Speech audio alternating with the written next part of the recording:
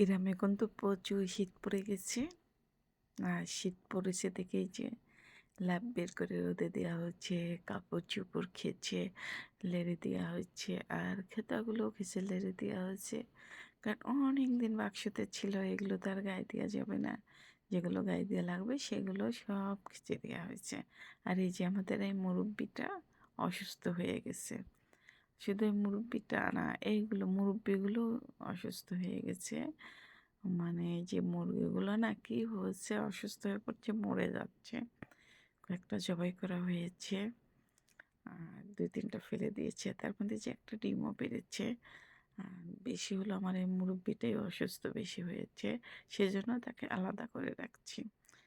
তারপরে যে দুপুরে রান্নাবান্না করার জন্য উম, এখানে আম, কি মাছ জন্য এটা বলে গেছি, পদ্মা মাছ। পদ্মা মাছ রান্না করব আলু বেগুন দিয়ে, সেজন্য মাছগুলো কেটে ধুয়ে রেডি করছি। এখন এই যে বেগুনগুলো কেটে নিচ্ছি, এগুলো কেটে ধুয়ে রান্নাঘরে চলে যাব রান্না করার জন্য। আর মনে মনে ভাবি আজ কোনো কাজ করব না, কোনো কাজ করতে ভাল লাগছে না। আবার কেন জানি মনে হয় যে না, কাজ না করলে 2 দিন পর আমাকেই করতে হবে, আর তখন আরও বেশি করে মানে বেশি কাজ করতে হবে।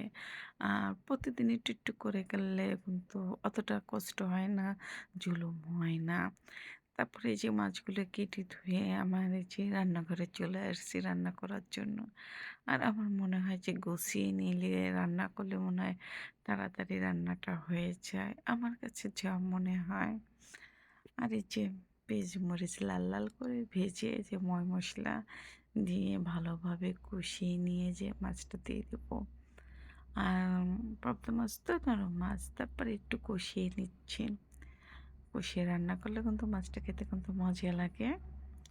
মাছগুলো কষানো হয়ে গেছে, এখন আমি যে তুলে নিচ্ছি। মাছগুলো তোলার পর আমি এর মধ্যে এখন বেগুন দিয়ে দিব। আহ, প্রতিদিন কিন্তু এক কাজ করতে কিন্তু ভালো লাগে না। প্রতিদিন রান্না খাওয়া, ঘর গোছানো, উঠান ঝাড়ু, থালা বাসন মাজা, এগুলো প্রতিদিন করতে ভালো লাগে না। মনে হয় যে একটু ভিন্ন ধরনের কাজ করি।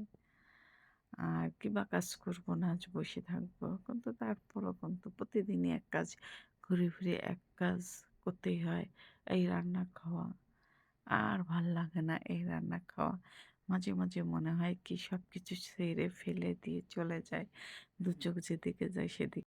যাই হোক, আপনাদের সঙ্গে গল্প করতে করতে করতে আমার মাছ রান্নাটা হয়ে গেছে। এখন এই যে ধনিয়া পাতা দিয়ে দিলাম, ধনিয়া পাতা দিয়ে নামিয়ে নেব। আর এই ধনিয়া পাতার তরকারিটা খেতে কিন্তু অনেক মজা লাগে।